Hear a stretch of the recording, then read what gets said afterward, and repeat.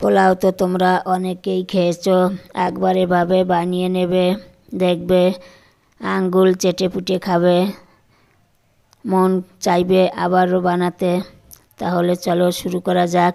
বন্ধুরা, কিভাবে আমি চিকেন পোলাও বানাবো তোমাদের কাছে সেটাকেই শেয়ার করব। আমি প্রথমে গোটা গরম মশলা সামান্য জিরে ভেজে গুঁড়ো করে নেব। আমি একটা কড়াইতে তেল দেব। তেলটা গরম হলে কেটে রাখা আলুকে ভেজে নেব। আলু ভাজা হয়ে গেলে নামিয়ে নেব। ওই কড়াইতে ফোড়নে দেব জিরা, তেজপাতা, গরম মশলা, পেঁয়াজ কুচি দিয়ে নেড়ে ভেজে নেব।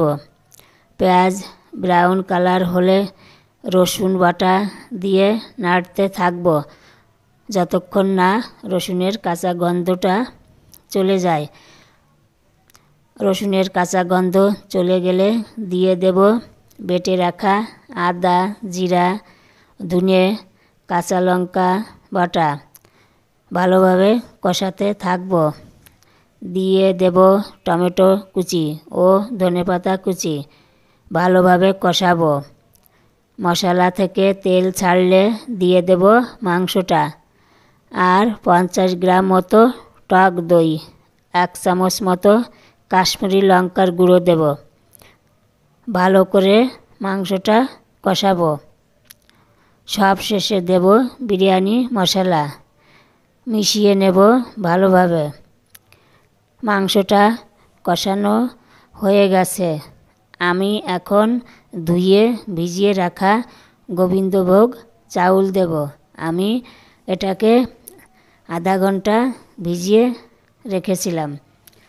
নেড়ে চেড়ে জল দেব পরিমাণ মতো, বেশি জল দেব না, কারণ আমি চাউলটা আগেই ভিজিয়ে রেখেছিলাম। ভিজিয়ে রাখা চাউল একটু সহজেই ফুটে যাবে। আমি এখন ঢাকনাটা দিয়ে ঢেকে রাখব আর লো ফ্লেমে রাখব কয়েক মিনিট মতো। কয়েক মিনিট পরে ঢাকনা তুলে নেব। দেখো বন্ধুরা, আমার চাউলটা গলে গেছে। আমি ভাজা মশলার গুঁড়ো দেব, কয়েকটা কাঁচা লঙ্কা দেব। মিশিয়ে নেব। আমি এখন 10 মিনিটের জন্য ঢাকনার ছিদ্রটা আটা দিয়ে বন্ধ করে রাখব। দমে বসিয়ে রাখব। একদম লো ফ্লেমে রাখব 10 মিনিট মতো। 10 মিনিট পরে ঢাকনা তুলে নেব। দেখো বন্ধুরা, কত সুন্দর হয়েছে দম চিকেন পোলাওটা। আমি এখন প্লেটে নামিয়ে নেব। স্যালাড দিয়ে অথবা চিকেন কষা দিয়ে পরিবেশন করতে পারো।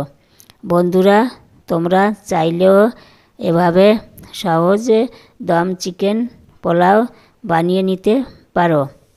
খেতে অসাধারণ টেস্টি হবে, ভালো লাগবে। আমার পোলাওয়ের রেসিপিটা তোমাদের কাছে কেমন লাগলো? ভালো লাগলে শেয়ার করো।